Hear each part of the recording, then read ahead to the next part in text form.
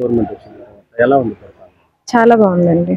గతం మీద పోల్చుకుంటే ఇప్పుడు అన్ని ఫంక్షన్స్ కానీ, రోడ్డు ప్రాబ్లమ్స్ కానీ, ఏదన్నా పిల్లలు ఫీజు రియంబర్స్మెంట్స్ కానీ ఇప్పుడు అన్ని రిలీజ్ అవుతున్నాయి. గవర్నమెంట్ చాలా బాగుంది కూటమి కాబట్టి. అంటే గతం పరిపాలనకి ఇప్పటికే ఉంది డిఫరెన్స్. కంప్లీట్ డిఫరెన్స్ అండి. గతం అంతా కక్షపూరిత రాజకీయాలు, రౌడీ రాజకీయాలు ఎక్సెట్రా ఎక్సెట్రా అన్ని తప్ప డెవలప్మెంట్ లేదు. అమరావతి మెయిన్ రాజధాని అమరావతి లేదు. పిల్లలకి ఫీజు రియంబర్స్మెంట్ అప్పుడు నేను చదువుకునే టైంలో మాకు ఫీజు రియంబర్స్మెంట్ తీసేశారు. మాకు 1.5 lakh కడితే కానీ మాకు సర్టిఫికేట్స్ ఇవ్వని పరిస్థితి ఆ టైంలో. రోడ్స్ చూస్తే రోడ్స్ అన్ని గుంతలమయంగా ఉన్నాయి. వైసీపీ గవర్నమెంట్లో చేసింది ఏం లేదు. కూటమి ప్రభుత్వం వచ్చిన తర్వాత డెవలప్మెంట్ రోడ్స్ కానీ పిల్లలకి యూత్ గురించి మెయిన్లీ యూత్ గురించి ఆలోచించి ఇన్ని కంపెనీస్ తీసుకురావడం, అమరావతి డెవలప్మెంట్ చేయడం. అంటే వాళ్ళు వైసీపీ వాళ్ళు అంటారు అమరావతిని అప్పులు తీసుకొస్తున్నారు కానీ మాకు ఇటు కూడా కట్టలేదు అది అని మాట్లాడుతున్నారు. ఎందుకంటే వాళ్ళు చూడట్లేదేమో, మేబీ వాళ్ళు పరదాల్లోనే ఉంటారు కదా, బయటికి రారు కదా, వాళ్ళకి తెలియదు. మేబీ గతంలో ఆయన జగన్మోహన్ రెడ్డి గారు పరదాల్లోనే వెళ్ళే వాళ్ళు కదా, ఇప్పుడు కూడా అట్లానే వెళ్తున్నారేమో. మేబీ చూసుండ్రు ఒకసారి అమరావతి వెళ్తే అక్కడ స్టార్ట్ అయిన ప్రోగ్రామ్స్ కానీ, మొన్న రీసెంట్ గానే చంద్రబాబు నాయుడు గారు ఆల్రెడీ స్టార్ట్ చేశారు అక్కడ. ఒకసారి వాళ్ళు కూడా వెళ్తే వాళ్ళకి కనిపిస్తాయి. అంటే ఇప్పుడు రాష్ట్రాన్ని అప్పులు పాలు చేశారు, పథకాలు ఇవ్వకుండా అది ఇదని మాట్లాడుతున్నారు. పథకాలు ఇచ్చారు కదండి. వచ్చిన కూటమి ప్రభుత్వం వచ్చిన తర్వాత ఫంక్షన్స్ పెంచుతామన్నారు, పెంచారు. రోడ్స్ వేస్తున్నారు, గుంతలమయంగా రాష్ట్రాన్ని రోడ్స్ వేస్తున్నారు. రేపొద్దున మేలో తల్లికి వందనం కానీ మిగిలిన రిలీజ్ చేస్తున్నారు కదా. స్త్రీలకి ఉచిత బస్సు అది మేలో రిలీజ్ చేస్తామని చెప్పారు. అసలు స్కూల్స్ చూసుకుంటే గవర్నమెంట్ స్కూల్స్ నారా లోకేష్ గారి నాయకత్వంలో చాలా బాగా జరుగుతున్నాయి. స్కూల్స్లో డెవలప్మెంట్ అంతా. టీచర్స్ కూడా అసలు లోకేష్ గారిని చూసి ఎంతో ఇన్స్పైర్ అవుతున్నారు. ఇలాంటి ఒక ఐటీ మినిస్టర్ మాకు వచ్చారు అని టీచర్స్ కూడా చాలా ఆనందంగా ఉన్నారు. గతంలో విద్య ఎలా ఉంది? విద్య వైద్యం ఏమీ లేదండి వైసీపీ ప్రభుత్వంలో. ఆయన గుడివాడ అమర్నాథ్ గారు ఇప్పుడే గుడ్డు పెట్టామన్నట్టు ఆయన అంతా వీళ్ళంతా ఏదో కాంట్రవర్సీగా ఏవో చేద్దామని చేశారు తప్ప వాళ్ళు పదవుల కోసం వచ్చిన వాళ్ళు కానీ ప్రజల కోసం వచ్చిన వాళ్ళు కాదు. అధికారులను కానీ మాట్లాడటం బట్టలు తీసి నిలబడతాం, మీరు ఎక్కడ ఉన్నా కానీ తీసుకొచ్చి నిలబెడతాం అని మాటలు కరెక్టేనంటారు? కంపల్సరీ అది కరెక్ట్ కాదండి. ఎందుకంటే గతంలో ఉన్న పోలీస్ ఆఫీసర్స్ ఎవరైనా సరే ఇప్పుడు వాళ్ళే పనిచేస్తున్నారు. అలాగా ఒక పోలీస్ ఆఫీసర్స్ని అలాగా మాజీ ముఖ్యమంత్రి అయ్యండి అలాంటి మాటలు మీడియా ముందుకు వచ్చి మాట్లాడడం అసలు కరెక్ట్ కాదు. అంటే ఇప్పుడు జగన్మోహన్ వైసీపీ ఎమ్మెల్యేలు అసెంబ్లీకి రాకుండా సంతకాలు పెట్టి వెళ్ళిపోవడం కరెక్టేనంటారు? దీని ద్వారా తెలుస్తుంది కదండి, వాళ్ళు జీతం కోసం పనిచేసే వాళ్ళు కానీ ప్రజల కోసం పనిచేసే వాళ్ళు కాదు. అసెంబ్లీ ఉన్నది ఎందుకు? మీకు ప్రతిపక్షం ఉన్నా లేకపోయినా మీరు వచ్చి మీ గొంతు వినిపించాలి ప్రజల తరపున. నియోజకవర్గం మిమ్మల్ని గెలిపించింది సమస్యలు తీరుస్తారని. మీరు ఆ సమస్యలు తీర్చకుండా వచ్చి దొంగతనంగా వచ్చాక సంతకాలు పెట్టి వెళ్ళిపోతే ఆ సమస్య క్లియర్ అవ్వదు. ప్రజల పక్షాన్ని లేనట్టు తెలుస్తుంది. వైసీపీ ఎమ్మెల్యేలు జీతం కోసం పనిచేసి ఏదో వచ్చామా వెళ్ళామా అన్నట్టు బిహేవ్ చేస్తున్నారు. ఈ రోజు నారా లోకేష్ గారు రాష్ట్రంలోకి కంపెనీలు తీసుకురావటంపై మీకు ఎలా? మోస్ట్ హ్యాపీయెస్ట్ థింగ్ అండి అది. ఎందుకంటే యూత్ గా మేము ఎక్కడెక్కడో హైదరాబాద్ అలాంటి ప్లేసెస్కి వెళ్ళి జాబ్ చేయాల్సిన పరిస్థితి ఉంది ఈ టైంలో.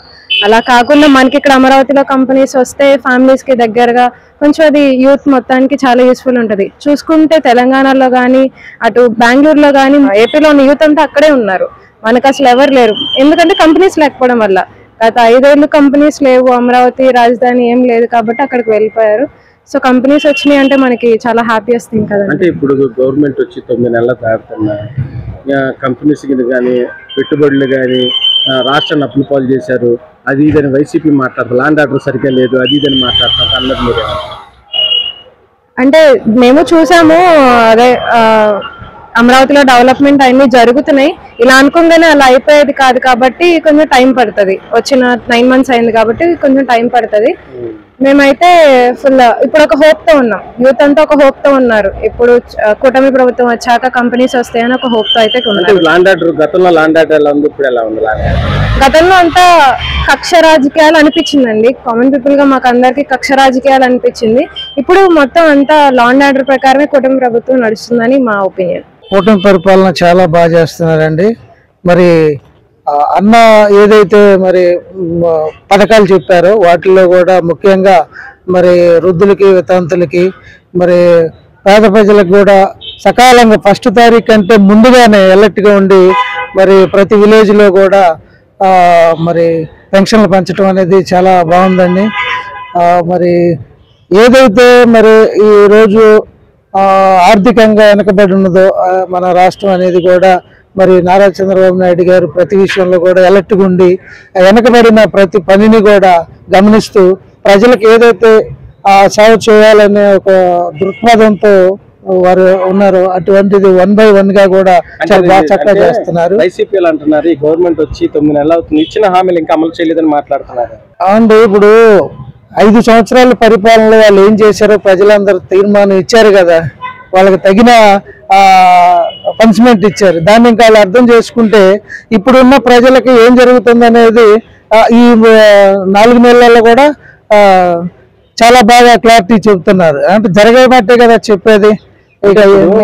రాష్ట్రాన్ని అప్పుల పాలు చేశారని జగన్మోహన్ రెడ్డి 9 నెలలు అని చెప్తున్నారు. దాని మీద మీరే ఈ 9 నెలలలో చేసిన అరాచకాలు ఈ జనం గుర్తిస్తారు, కానీ ఈ 5 సంవత్సరాల్లో చేసిన మరి ఈ పాపమైన విధానాన్ని బట్టి మరి వాళ్ళు చెప్పుకోవడం ఏంటంటే మసిపూసి మారేడుగా చేసుకోవడం అంటారు కదా, వాళ్ళు కప్పెట్టి ఎదుటి వాళ్ళని మంచితనం చేసే వాళ్ళకి ఎప్పుడైనా కానీ బురద చల్లుతారండి. మరి ఈ పరిపాలన చాలా బాగుందండి. మరి అదివరకు అంతా దౌర్జన్యంగా ప్రవర్తించి ప్రజలని తిరుగుబాటుగా మాట్లాడారు.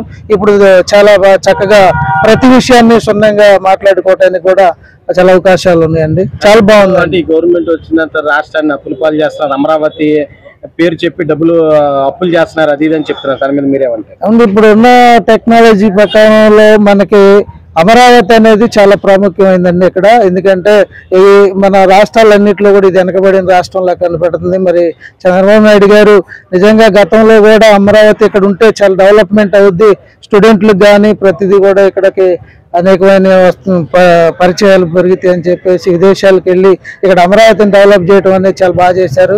పోయిన ప్రభుత్వం దాన్ని కప్పెట్టిన విధానంలో మరలా అమరావతిని స్టార్ట్ చేసి పేద ప్రజలకు కానీ అనేకులకు కూడా మంచి సంక్షేమాలు అభివృద్ధి పొందుకునేలాగా చాలా బాగున్నాయండి.